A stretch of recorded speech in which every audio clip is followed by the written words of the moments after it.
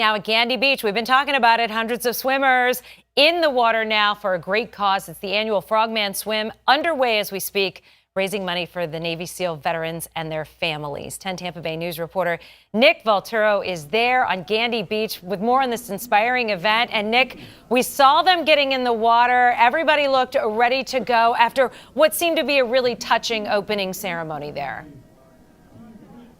Yeah, Jenny, good morning. Always a very touching opening ceremony honoring the Gold Star families, reading off the names. You had the beautiful singing of the national anthem. You have hundreds of swimmers out here, all freezing for an extremely good reason, raising money for the Navy SEALs Foundation. $1.2 million last year, the goal this year, $1.3 million. You can see right now behind me as a lot of these people are getting ready to get in the water. Not everybody's wearing a wetsuit, mind you. Some people are just rocking a pair of Speedos itself. I have Rory O'Connor with me, and let's just talk about how big of an impact this makes, especially for those families that this raises money. Well, the foundation itself is, got a commitment to over 250 families, and that commitment is spread across 4 different pillars of support: community, legacy, resilience, strength, and Gold Star families are certainly a big part of our community efforts. The Gold Star family members are really one of the main reasons that we come out and do this for the families of the fallen. And you know what, I think one of the most amazing things that really reunites a lot of those Gold Star families, we have so many events, so many veterans in Hillsborough County and Pinellas County, so this really brings so many people together, and it's such a good cause because you raise so much money to help these families out. Yeah, thank you.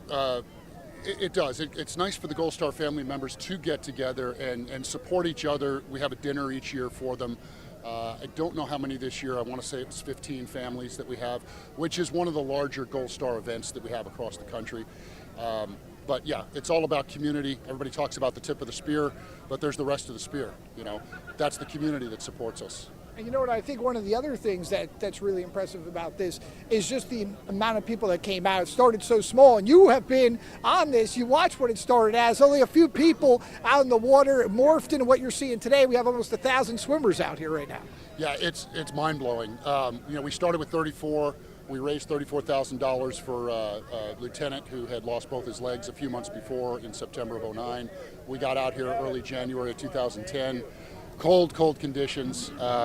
It was 34 of us, as many kayakers that day, so we may have had 100 on the beach. And as you said, today we've got probably upwards of 700 people or so here.